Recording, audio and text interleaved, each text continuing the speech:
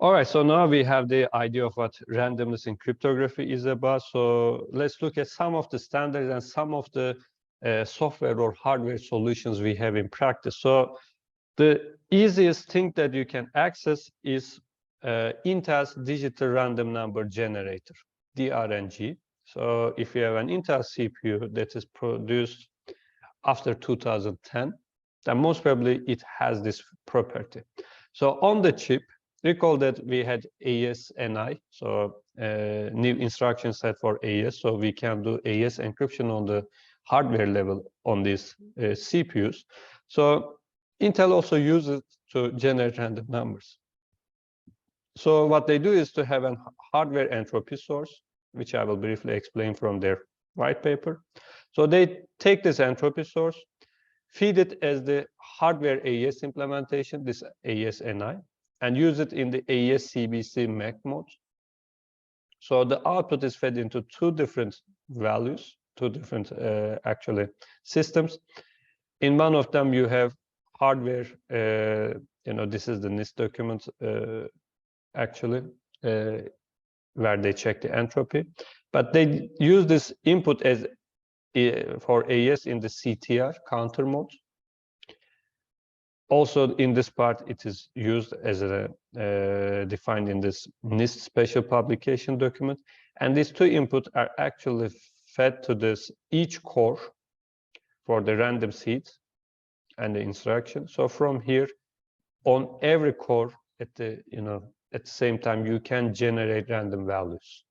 So each core has the ability to generate a random value just by writing some hardware level C codes. Okay, so this is how it works. So this is very fast. This is why I use it when I need random values, because in some of my experiments, maybe I need to randomly choose the plain text value. This is how I do it, because it is one of the fastest ways you can have. So Intel processors with the property secure key means that the processor has DRNG. So if you just write your CPU model and check properties from Intel web page, you will see that secure key, maybe a green tick or a red cross. So you will see that if your CPU has this property or not. The entropy source runs asynchronously on a self-timed circuit and uses thermal noise within the silicon to output a random stream of bits at the rate of 3 gigahertz. So this is this part. This is why it is really fast. Very useful for many applications. So question is, can I use these random values as my secret keys? And I will say you shouldn't, unfortunately, because be careful when using for cryptographic purposes, because we cannot check the existence of backdoors. So, I mean, maybe Intel did a fantastic job and they didn't put any backdoor in it, so it works in a fantastic way. But maybe intentionally or unintentionally, there might be backdoors on this part, and actually we cannot, open the chip and look at it if it has a backdoor. So this is why you should be careful when you are using it as a secret key or secret material. Okay, so there are some very old standards, FIPS and ANSI standards for random number generators. And for instance, here we have elliptic digital signature algorithm documentation, and there in the appendix, in order to generate pseudo-random numbers, they show you how you can do it by using a hash function and a block cipher. But since this document is old, as you can see, it is from 1998, it uses SHA-1 and DES, digital encryption algorithm. Another documentation for RSA, again, it uses DES. Also, NIST has recommended a random number generator in this document in the appendix, which actually allows you to use triple DES or AES. So these documents are not, as far as I know, freely available. You have to pay money. I actually obtained some of these pictures from these documents. In the old lectures, I was showing how these works, but since they're really old, I don't want to waste time on this. But just know that there are some standards where they describe how you can use a hash function and a block cipher together to generate random numbers. But as long as if you know the secret key, then this means that you know the seed. So this way you can actually predict the future values. Yeah. So let's talk about this FIPS and ANSI standards. Any implementation of the elliptic curve digital signature algorithm requires the ability to generate random or pseudo-random integers. Of course, this is not only valid for elliptic curve digital signature algorithm, it is also valid for digital signature algorithm itself. But that digital signature algorithm currently, people started to remove it from the standards, and people prefer to use elliptic curve digital signatures. So such numbers are used to derive a user's private key D. Then you use this D and the point on the elliptic curve to generate user's per message secret key. This user's public key. We also read random values for every message, because whenever you sign a message, you need to generate a secret random value k, but it must be kept secret. If you randomly generate your secret key D and keep it secret, and then if you sign two different messages but use the same secret value k, then your secret key leaks. This is a very huge problem, which is valid for digital signature algorithm, but also elliptic curve digital signature algorithm. This is why we need randomness a lot in public key algorithms. Okay, here in this digital signature algorithms, we need a secret key for every user for obtaining their private key, but we also need random numbers for signing every message. Okay, we need a different random number for every different message that we are going to sign. So these randomly or pseudo-randomly generated integers are selected between 1 and n-1, where n is prime number. If pseudo-random numbers are desired, they shall be generated by the techniques given in these documents. So this is what the FIPS document says. But again, all of these documents, standards are currently in revision. So maybe in the new version for this elliptic curve digital signature algorithm, we will have, newer standards where they recommend you how to generate random values. But don't forget that we need these random number generators almost in every public key algorithm, whether it is encryption algorithm like RSA or Algamon, or digital signature algorithms like this. Okay, so let's look at a better example, which is called dual elliptic curve deterministic random bit generator. So in 2004, ANSI included this random number generator in their standards. So there is a Reuters claim saying that RSA so this is true. In 2004, RSA makes dual elliptic curve digital random bit generator as their default random number generator. And in the later, Reuters claimed that NSA paid $10 million to RSA for this, but RSA denied the allegation. In 2005, it also becomes ISO standard with this number. NIST is actually one of the latest organizations to include it in their standards. Okay. So the problem is that in this dual elliptic curve random number generator, you use actually elliptic curves, and there are some parameters that are chosen in this random number generator, and we don't know why they chose those numbers. So here, this leads us to the concept of nothing under my sleeve numbers. So these were not generated like that, and people didn't know how they were generated. But I think in 2008, I was giving a talk about a paper, and in that paper, some academicians complained that, okay, we don't know why those numbers are chosen, and we don't know if they were intentional to introduce a backdoor. But we chose our own elliptic curves where we introduce a backdoor by choosing those parameters. So if we can do it, maybe somebody else also did it here. Maybe NSA put a backdoor inside it. So even in 2008, we knew that there was something wrong with it, and we always recommended people to not to use it. But of course, nobody listened to cryptographers until something bad happens. Snowden documents claim that NSA's Bull Run project also put a backdoor to dual elliptic or digital random bit generator.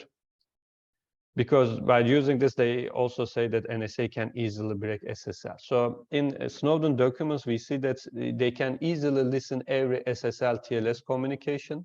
So it was a huge shock to crypto community, because in TLS, we always use secure cryptographic algorithms. So, breaking them means that breaking our own algorithms. So, but we know that they are secure, so they must have a different way of doing it. It turned out that they have different methods, like one of them is here. If the algorithm is secure, but if your secret key is generated from a non-secure random number generator, then all of the security is lost.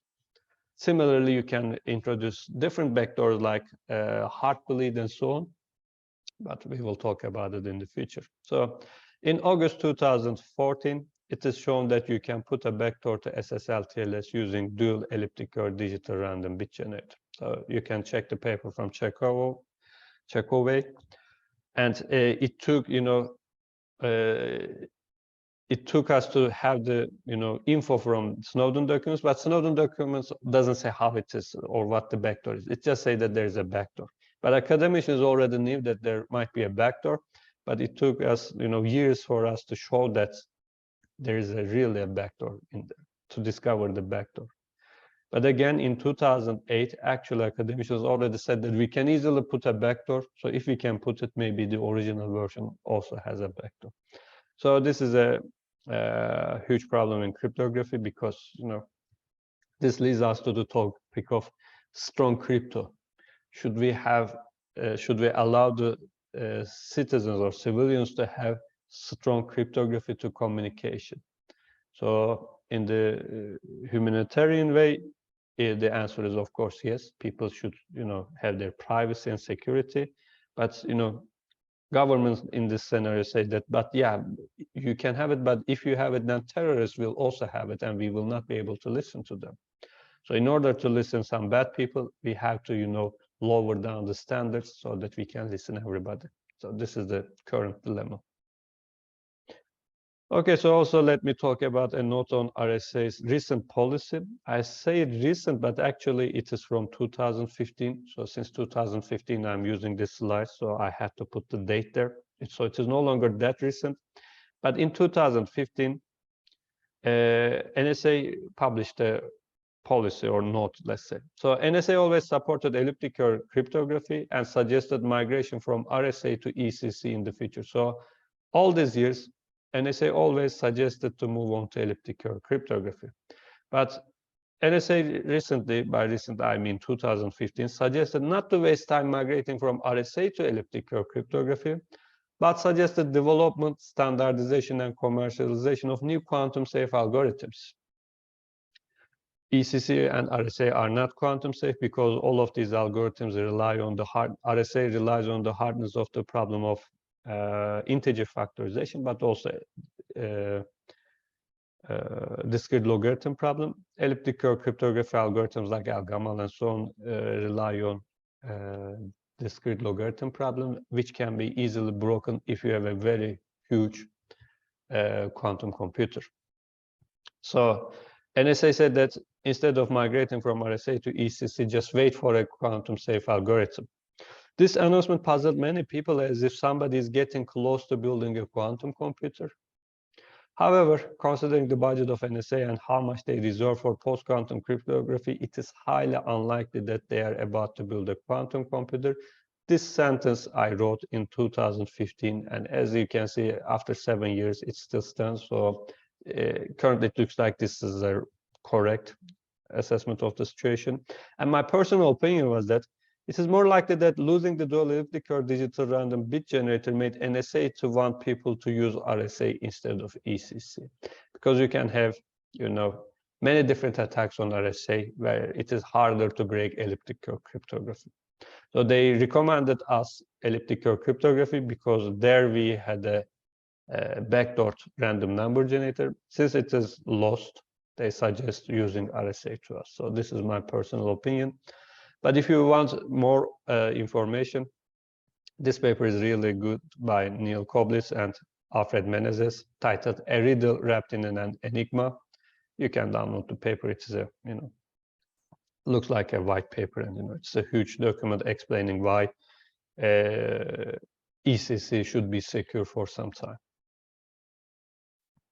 Let's talk about another randomness tool that you can use. So this is called NIST Randomness Beacon. So you can go to a web page and, for every 6 seconds, you can have a random value. So the beacon broadcasts full entropy bit strings in blocks of 512 bits in every 60 seconds.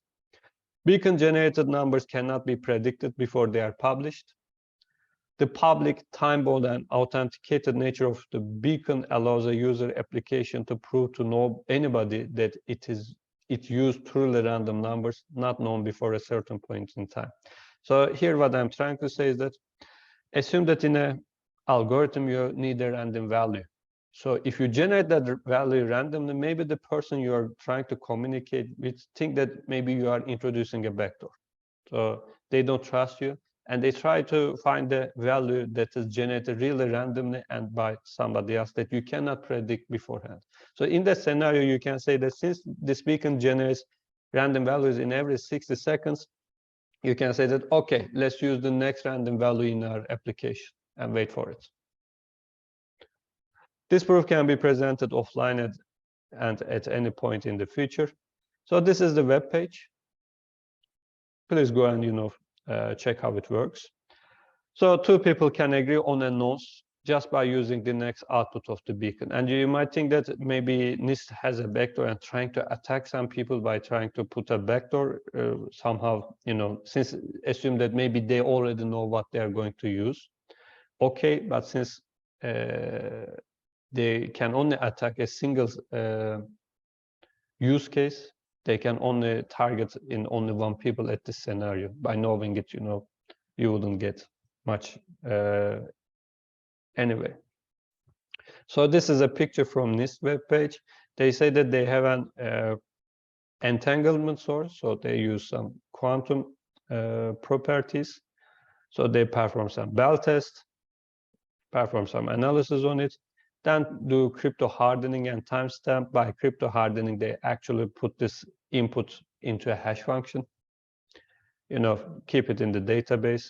They have a server, and from your laptop, you can connect to web page, which is I just showed in the previous slides, and you can learn these values. You can even go, ask which random number you generated in, 3 months ago, 2 years ago. So they keep all of the random numbers they generated in this database. So here's an example. I just obtained this value last night. So this is why the date is new. So this is the URI. You can see that the pulse number. As you can see, the cipher sheet is SHA-512. This is why they are generating 512 bit outputs. The output value is here, by the way. The previous outputs should be somewhere here. Yes, here. And they sign it and so on. So 60 seconds later, this output will be the previous output here, and they will generate something new here. So this way you can have 512-bit random value, which nobody knows beforehand. But of course, since it is published on the web page, you cannot use it as a secret key, right? Because it is not a secret, it is known by everybody. But if you need a random value that is not generated by you or the persons you are communicating, but from a third party, then you can agree on the saying that, okay, at this date of the time, at this hour, at this minute, we will use the value that is going to be generated by NIST. So it is a nice project, and I think it is version 2, and maybe in the future they will add some more capabilities or more properties.